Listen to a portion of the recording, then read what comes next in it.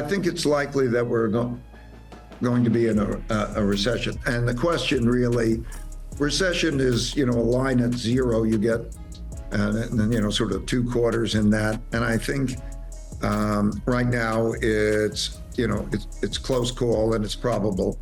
But who cares about... Ray Dalio just issued his most urgent warning yet. The US isn't simply heading for a recession, we're watching the world order evolve. As debt explodes, the dollar weakens, and geopolitical tensions escalate, Dalio says we're entering a cycle that historically ends in collapse or war. The clock is ticking, and what comes next could redefine everything.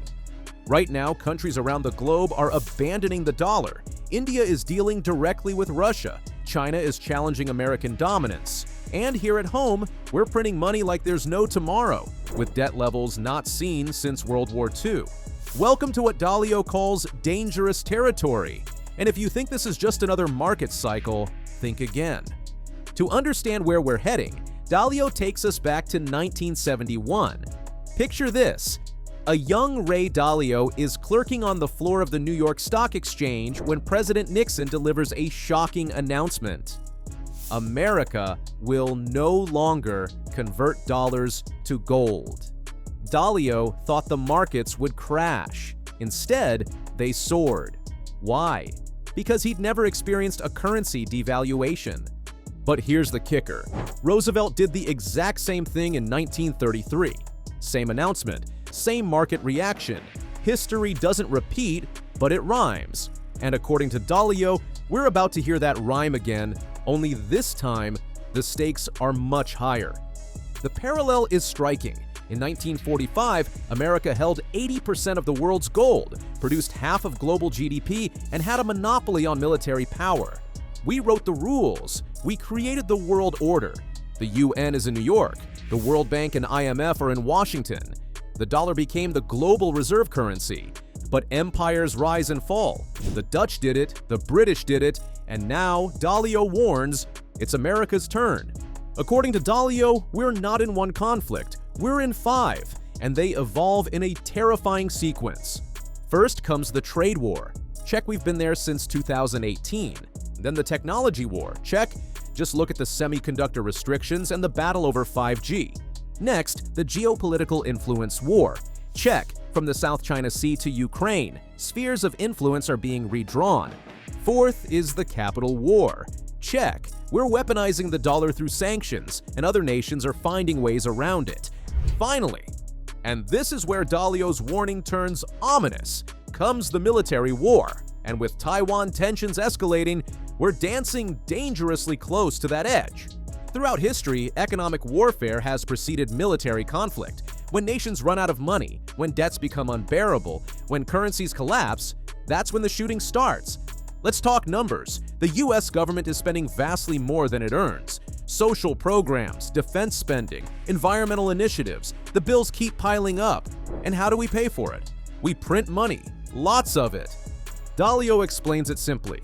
When you spend a lot more money than you earn, you have to print money to make up the difference. The result? Devaluation, inflation, and eventually what he calls monetary inflation. Not just prices rising because demand exceeds supply, but prices rising because the currency itself is becoming worthless. I think that this is not a normal recession kind of situation. We are changing the monetary order. In other words, when we start to think there's supply and the demand for debt, and one man's debts are another man's assets, as I said. And then the question is, money, which is debt, is supposed to be both a medium of exchange and a storehold of wealth. And there are times in history, and this is one of those times in history, that there's a question of whether bonds are an effective storehold of wealth because of this supply, demand, and so on. Sound familiar? It should. The 1970s saw the same pattern after the 1971 devaluation. But Dalio warns this could be worse. Much worse. Why? Because this time, we're not alone. Every major currency is in trouble. Every major economy is drowning in debt. When you hold a currency, you're holding a debt instrument. And when that debt can't be paid back in hard money, it gets paid back in soft money, devalued, printed, worthless money. Bondholders are already seeing negative real returns. Cash, as Dalio famously says, is trash. But the economic crisis is only half the story. America faces what Dalio calls unprecedented internal conflict. The wealth gap has reached extremes not seen since the 1930s. Political polarization is tearing the country apart. And here's the scary part. Throughout history, this combination has been deadly.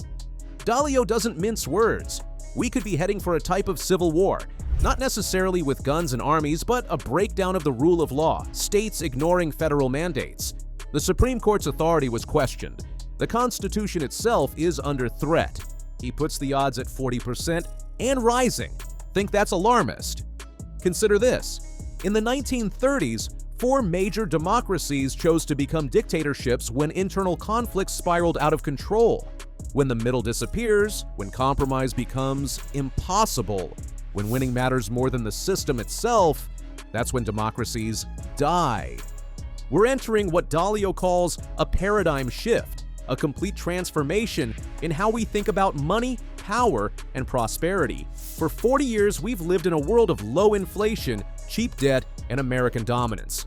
That world is ending. The new paradigm: persistent inflation, currency devaluation, geopolitical realignment, and the potential emergence of new forms of money, digital currencies, gold, perhaps even cryptocurrencies, as alternatives to the dollar. Countries are already preparing.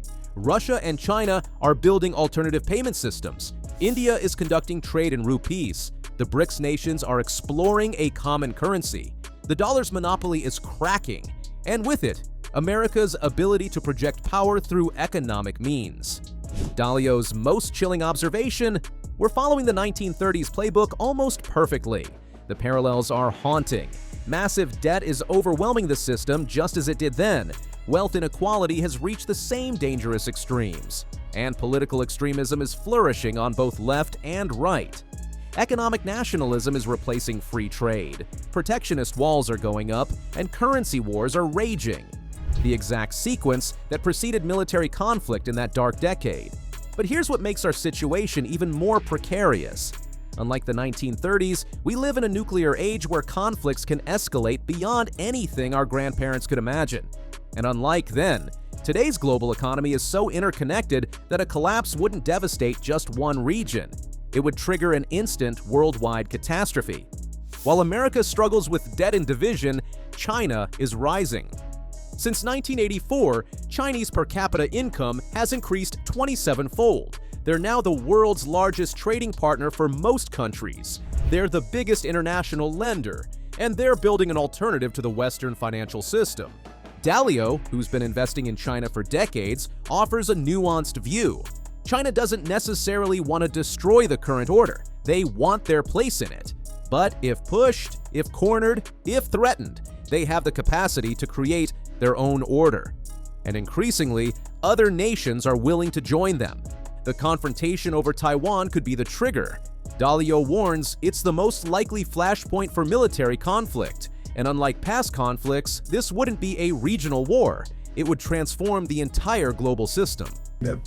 I'm more worried about the greater dynamic of these conflicts. I'm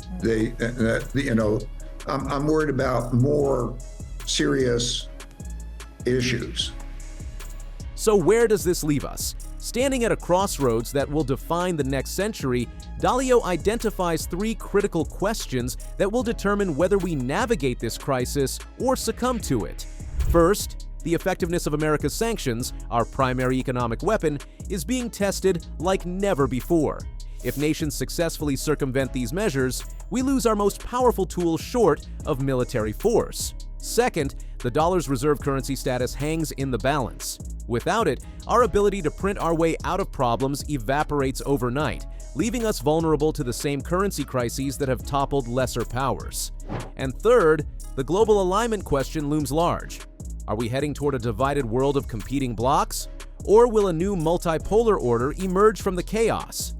These aren't abstract economic theories. They're immediate realities emerging at breakneck speed, with the stakes being nothing less than the architecture of human civilization itself. Despite the dire warnings, Dalio offers hope.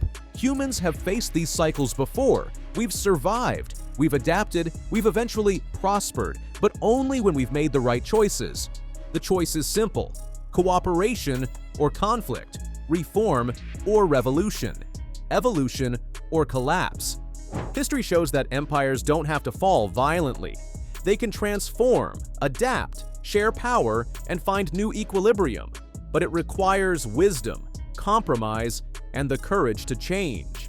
As Dalio puts it, if you worry, you don't have to worry. If you don't worry, you need to worry. The warning signs are clear. The dangers are real, but the power to change course remains in our hands. The question is, will we use it before it's too late? Ray Dalio isn't just another doomsday prophet. He's a student of history who's made billions by understanding cycles. When he says the US economy is entering dangerous territory, smart money listens. But perhaps his most important message isn't about money at all. It's about the choice between fear and hope, between conflict and cooperation, between the past and the future. The cycles of history are powerful, but they're not destiny.